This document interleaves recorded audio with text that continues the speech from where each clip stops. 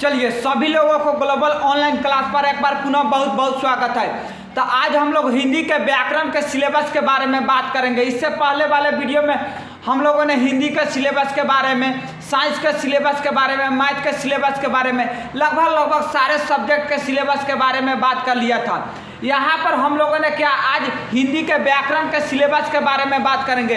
क्योंकि देखिए व्याकरण भी आपको कम से कम 60 नंबर का पूछता है, तो यहाँ पर सिलेबस को जानना एकदम बेहद जरूरी है। क्योंकि व्याकरण आपको 60 नंबर का लगभग पूछता है, लगभग 60 नंबर का आपका मैट्रिक में व्याकरण पूछता है। तो जो भी बच्चा 2025 में एग्जाम देने वाला है मैट्रिक में, उन सभी के लिए ये वीडियो तो सबसे ज़्यादा महत्वपूर्ण है। क्योंकि व्याकरण में उसको क्या क्या पढ़ना रहता है, क्या क्या छोड़ना रहता है, उसको ये बात पता ही नहीं रहता है। वो सिर्फ किताब पढ़ लेता है, व्याकरण को ऐसा ही छोड़ देता है। पता लगता है बाद में कि व्याकरण में लगभग 60 नंबर का क्वेश्चन पूछा था और क्वेश्चन बना ही नहीं। आपको जब पद लेखन होता है या अनुच्छेद होता है, ये सब का सब आपका व्याकरण का ही ना पाठ है। उसी तरह देखिए इसमें लगभग 20 टॉपिक हम बताएंगे।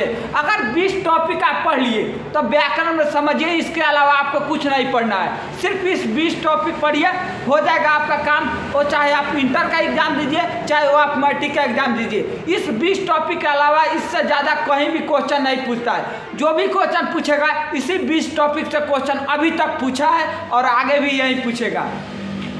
हो सकता है आगे 2-4 साल बाद जाने के बाद कुछ भी इसमें नया ऐड करें, इसमें कुछ नया चीज़ जोड़ा जाए, लेकिन अभी तक जो भी क्वेश्चन पूछा है सिर्फ यही 20 टॉपिक से पूछा है। तो हम लोग तो यही अनुमान लगाते हैं कि हाँ यही 20 टॉपिक रहेगा। इस 20 टॉपिक के अलावा दूसरा कोई क्वेश्चन, दूसरे टॉपिक से क्वेश्चन नहीं पूछेगा। तो ये 20 टॉपिक कौन कौन है? इसमें पहला है आपका वर्ण विचार, यानी पहला आपको वर्ण के बारे में पढ़ना है। दूसरा में है आपको संज्ञा के बारे में पढ़ना है। तीसरा में आपको सर्वनाम दिया है, सर्वनाम के बारे में पढ़ना है। चौथा में आपको विशेषण के बारे में पढ़ना है। 5वां नंबर में आपका संधि के बारे में पढ़ना है। 6ठा में आपको समास के बारे में पढ़ना है। 7वां में आपको उपसर्ग के बारे में पढ़ना है। 8वां नंबर में आपको प्रत्यय के बारे में पढ़ना है। 9 नंबर में आपका शुद्ध वाक्य के बारे में पढ़ना है कि कौन सा वाक्य शुद्ध है, और यहाँ शब्द भी है और यहाँ वाक्य भी है। देखिए ये दोनों चीज़ें एक ही जैसा है। इसमें शुद्ध शब्द के बारे में पढ़ना है और इसमें शुद्ध वाक्य के बारे में पढ़ना है। समझिए एक जैसे यहाँ पर संज्ञा दे दिया तो ये आपका शब्द कहलाया, इसी में कुछ और जोड़ देता तो ये आपका वाक्य कहलाता। तो ऐसे देकर पूछता है कि शब्द वाला में कि कौन सा शुद्ध शब्द है, वैसा ही वाक्य वाला में दे के पूछता है कि कौन सा वाक्य शुद्ध है और कौन सा वाक्य अशुद्ध है। तो ये चीज़ें आपको पहचानना रहता है। उसी तरह 11 नंबर में आपको पदबंध के बारे में पढ़ना है और उपवाक्य भी होता है, उसके बारे में पढ़ना है। यानी पदबंध और उपवाक्य के बारे में 11 नंबर में पढ़ना है। 12 नंबर में आपको लिंग के बारे में पढ़ना है, जैसे स्त्रीलिंग है, पुल्लिंग है। हिंदी में 2 ही लिंग होता है, स्त्रीलिंग और पुल्लिंग। आपको संस्कृत में 3 लिंग होता है, स्त्रीलिंग, पुल्लिंग और एक होता है नपुंसक लिंग। 14 नंबर में आपको मुहावरा के बारे में पढ़ना है। 13 नंबर में मुहावरा पढ़ना है। 14 नंबर में आपको पर्वाची शब्द के बारे में पढ़ना है।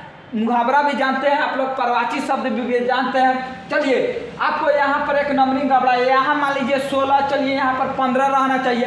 15 नंबर में मान लीजिए आपको विलेम शब्द पढ़ना है। उसी तरह मान लीजिए यहाँ पर 16 रहता। चलिए उसके बाद आपको कहावत पढ़ना है। उसके बाद आपको कारक के बारे में पढ़ना है। उसके बाद आपको काल के बारे में पढ़ना है। उसके बाद आपको अंतर संबंधित प्रश्न में क्या है कि जैसे संधि समास में आपको अंतर पूछ देता है, इस प्रकार का कुछ प्रश्न है। उसके बाद आपको 21 नंबर में ले सकते हैं अदर भी, जैसे पत्र लेखन के बारे में पढ़ना है। मित्र के पास पत्र लिखे, जैसे आवेदन लिखना के वो भी पत्र लेखन।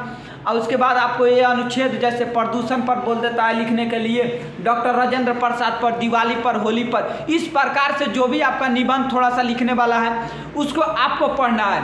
तो यही 20 टॉपिक है। पहला में आपको वर्ण विचार पढ़ना है, वर्ण विचार। दूसरा में आपको संज्ञा पढ़ना है। तीसरा नंबर में आपको सर्वनाम पढ़ना है। उसके बाद विशेषण पढ़ना है। उसके बाद संधि पढ़ना है। उसके बाद आपको समास पढ़ना है। उसके बाद आपको उपसर्ग पढ़ना है। उसके बाद प्रत्यय पढ़ना है। उसके बाद आपको शुद्ध शब्द पढ़ना है। उसके बाद शुद्ध वाक्य के बारे में पढ़ना है। उसके बाद पदबंध के बारे में पढ़ना है। उसके बाद लिंग के बारे में पढ़ना है। उसके बाद मुहावरा के बारे में पढ़ना है। उसके बाद परवाची आपको शब्द के बारे में पढ़ना है, उसके बाद विलोम शब्द के बारे में पढ़ना है, उसके बाद कहावत के बारे में पढ़ना है, उसके बाद काल के बारे में, काल और कारक दोनों के बारे में पढ़ना है, उसके बाद अंतर संबंधी प्रश्न है, उसके अलावा एक और जो पदलेखन और अनुच्छेद ये आपका निबंध वाला है, इसको भी समझा दिया जाता है। तो लगभग व्याकरण में आपको इतना ही चीज़ पढ़ना है। देखिए थोड़ा सा यहाँ पर समझ लीजिए, आपको हिंदी का एग्जाम मान लीजिए 100 नंबर का होता है, 100 नंबर का होता है। अब क्वेश्चन आपको दुगुना पूछ रहा है, सबसे ज़्यादा आपको व्याकरण से ऑब्जेक्टिव रहता है, सबसे ज़्यादा लगभग अगर 60 व्याकरण से पूछेगा तो 40 आपको किताब से पूछेगा। कभी कभी ये नंबर चेंज होते भी रहता है, कभी कभी ये 50 भी कर देता है। तो लगभग अराउंड समझिए 40-50 के आसपास दोनों से क्वेश्चन रहता है। अगर इधर 50 रहेगा तो इधर भी 50, कभी इधर 40 कर दिया तो कभी इधर 60 कर दिया, थोड़ा बहुत इधर उधर होते रहता है। लेकिन आप यही समझिए कि आधा पूछता है। तब जितना जरूरी आपका किताब पढ़ना है उतना ही जरूरी आपका व्याकरण पढ़ना है। लेकिन आपको किताब से आसान हो जाएगा आपका व्याकरण। किताब में आपको 24 चैप्टर पढ़ना है, 12 गो काव्य में, 12 गो गद्य में, और आपको 5 गो शायद 5 गो की 6 गो आपको वर्णिका में चैप्टर रहता है, वो आपको पढ़ना है। लगभग 29 चैप्टर के बारे में आपको लगभग किताब में पढ़ना है। लेकिन यहाँ पर 20 टॉपिक पढ़ना है, एक किताब थोड़े है। ये जितना समय आपको ये चीज़ें लगेगा पढ़ने में, उसमें समझिए आपका एगो गद्य 10 से 12 आपका चैप्टर समाप्त होगा किताब का। तो समझिए व्याकरण पढ़ना अति आवश्यक है, किताब से भी ज़्यादा आपका ज़रूरत है व्याकरण। व्याकरण क्या है कि आप कम समय में पढ़ के आप ज़्यादा नंबर को ला सकते हैं। लेकिन किताब जब तक आप पूरा नहीं पढ़ पाइएगा आप उसमें पूरा नंबर नहीं ला सकते हैं। तो आप लोगों से यही है कि व्याकरण भी साथ साथ पढ़ना है, व्याकरण को भी नहीं छोड़ना है। तो ये है हिंदी का व्याकरण। इसके पहले वाले वीडियो में हम लोगों ने हिंदी का जो आपका किताब का जो सिलेबस है कि कौन कौन चैप्टर पढ़ना है उसके बारे में समझाया था। तो अगर ये व्याकरण और किताब दोनों चीज़ आप कर लेते हैं तो समझिए आपका हिंदी का काम हो जाएगा। इसके बाद वाले में हम लोग संस्कृत के जो व्याकरण है उसको थोड़ा सा लेके आएंगे, और संस्कृत में कितना चैप्टर पढ़ना है और कितना जो आपका बुक में रहता है उसमें कितना चैप्टर पढ़ना है, इस सारा चीज़ हम लोग नेक्स्ट वाले वीडियो में लेके आएंगे। आप लोग तब तक जो भी लोग थोड़ा सा यहाँ पर हम आप लोगों से कहना चाहेंगे कि जो भी ये चीज़ लिखा गया है आप लोग इसको ज़रा कॉपी में नोट कर लीजिए, या थोड़ा सा हम इधर साइड हो रहे हैं, आप लोग स्क्रीनशॉट ले लीजिए। क्योंकि ये चीज़ें जब आपके पास रहेगा तो आपको पता लगेगा कि हाँ हमने वर्ण को पढ़ लिया, हमने संज्ञा को पढ़ लिया, सर्वनाम को पढ़ लिया, हाँ हमने समास को छोड़ दिया। ये चीज़ें आपके पास रहेगा तब तो आप इसको समझ पाइएगा ना कि कौन पढ़े या कौन छोड़े। जब ये सिलेबस ही नहीं रहेगा तो आपको क्या पता चलेगा कि हाँ कौन पढ़े या कौन छोड़े।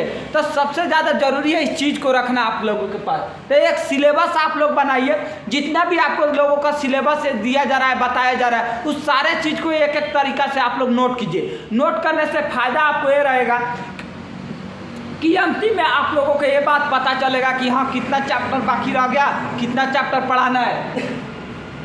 तो चलिए यहाँ पर आज हम लोग इतना ही रहने देते हैं। इससे बाद वाले वीडियो में हम लोग संस्कृत का व्याकरण और संस्कृत के बुक के बारे में हम लोग करवाएंगे।